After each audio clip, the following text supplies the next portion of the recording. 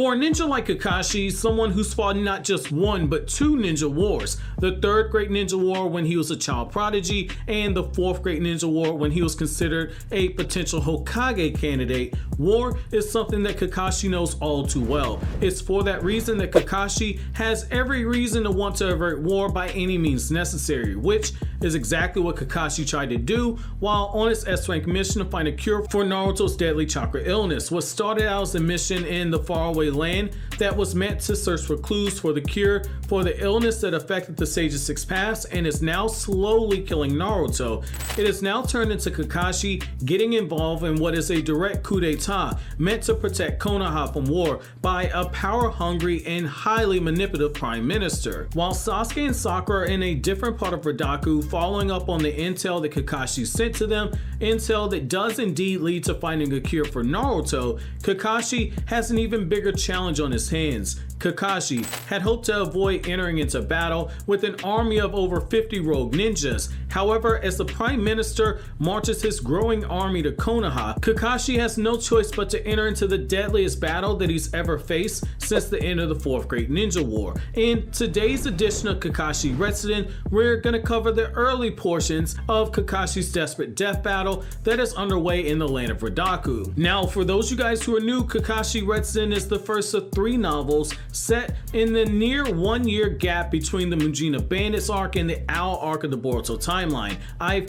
already covered Sasuke Retsuden in full in a playlist on this channel. Now, it's in this scene that Kakashi has started the next day with a very heavy mind and an extremely strong will. He's made the decision to sacrifice Nara's innocence to make the young prince of Redaku and the rightful ruler of the country leave his childish games behind him and challenge the prime minister openly for the sake of his country. However, much to Kakashi's shock, what started out as an army of only 50 rogue ninjas has grown largely in the time since Kakashi first discovered their existence. Redaku's prime minister has now amassed an army that goes over 300 people and has over 40 cannons marching on the path towards Konoha with the intention of invading the land of fire, with over 300 mercenaries and 40 cannons that Kakashi notes packs quite the destructive capability, which anyone familiar with how overpowered ninja tech is in the Boruto era can attest to the fact that this is no small thing. Kakashi watches from the distance as Nara stands up to the prime minister,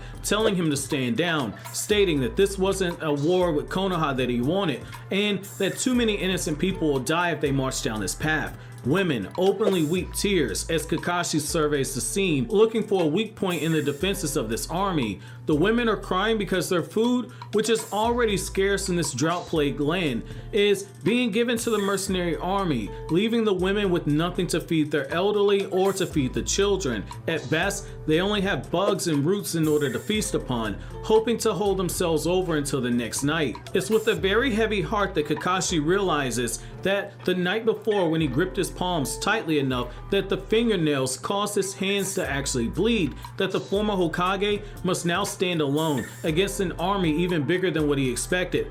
50 rogue ninja was one thing, but now there are over 300 and there are over 40 high-powered cannons in an area where innocents can be harmed. Kakashi would have to protect the weak and stop the advancement of the high-powered army all alone. However, it's just before Kakashi steps into the battlefield that he overhears the prime minister refer to the reinforcements that are coming from the north of Redaku, the very same area where Sasuke and Sakura are searching for a cure for Naruto's illness and are very close to finding one. Unknown to Kakashi, the reinforcements are an Edo Tensei army that Sasuke Uchiha will eventually end up having to face alone in a battle that is truly one of Sasuke's best moments, which I've covered in an entire video in that Sasuke Retsuden playlist. Now, with the scene being set, it's here I'm going to begin quoting. "Listen, Prime Minister! Listen to me!" Nara was standing in front of the Prime Minister with his arms outstretched. "I'm against this war. I don't think we can win. It doesn't make sense for us to go into this battle. Too many people are gonna die." "Don't worry, Nara. Reinforcements are coming," the Prime Minister replied. "Did you hire more Shinobi? More Shinobi won't help." The Prime Minister gazed towards the north. At the end of that gaze was a mountain range that stretched from the north to the east. He knew there was a research institute that was there since the ancient times. He knew that that's where his reinforcements were coming. "Don't you understand? This is meaningless. What's the meaning of all of this?" Nanara continued to shout. Ignoring Nanara, the Prime Minister pushed him aside and began to suspiciously look around at the villagers. Bring as much food here. All the food that is here in the village, bring it to the camp. The villagers were silent as the Prime Minister began to walk around. We're gonna run out of food. We can't help this. What are we gonna do? People began to whisper. Margot was trying to encourage the women in the village who began to cry. Don't worry, we'll still be able to pick up some wild plants, maybe some roots. We can always roast the bugs if we need to. Nanara's eyes began to water as he realized that the wild plants and bugs and roots that were harvested around the area wouldn't be enough to support the lives of all the villagers. He knew that people would die of starvation. It was then Kakashi began to approach. With his head cocked to the side, Kakashi stepped next to Nanara. Well, I see, so that's how it is. Nanara, I wanted to let you do this, but the Prime Minister's about to start an invasion. I can't cooperate with that one. Stand back. But, Kakashi, what will you do? Kakashi put his hand on Nanara's shoulders and pushed Nanara behind him. It's easy. I'll stop it. I'll stop it by force. Kakashi joined his hands in front of his chest and began to start making hand signs, and then, in one instant, he put his hands on the ground, which then began to shake.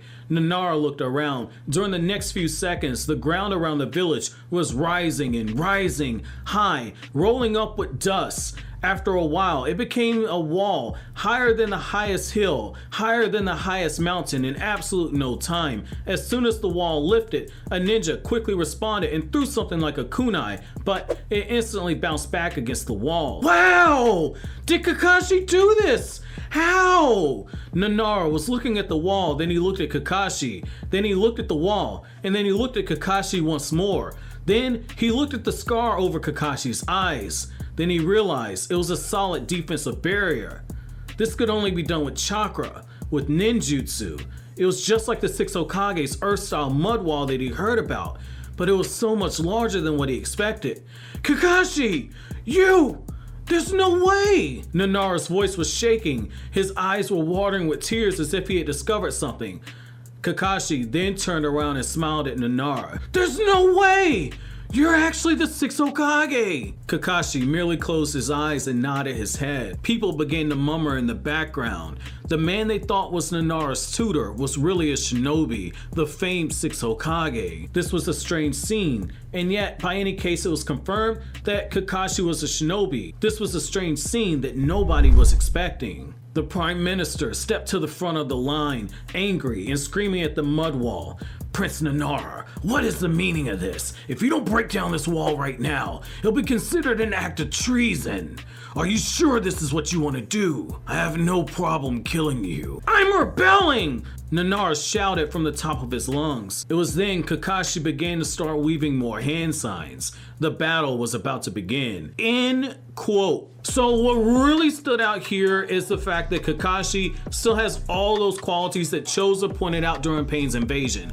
Just as Kakashi had used lightning clones to assess his enemy, Kakashi, knowing how big of a task was before him, didn't waste any time with the lightning clone. Instead, he diplomatically tried to allow Nanara the opportunity to confront the Prime Minister alone, and he took the time to formulate his own battle plan, picking out the weak point in the shinobi-led army. This is Kakashi, someone who has battled against Kage Otsutsuki alongside the members of Team 7. He's seen death. He's seen true death at the hands of Kaguya. And he's been one of the Kage that has led this turbulent world into an era of peace that Naruto's currently overseeing. It's for that reason that Kakashi had hoped that Nanara might be assertive enough to take back control and Kakashi wouldn't have to step into battle. But now Kakashi accepts his premonition was correct.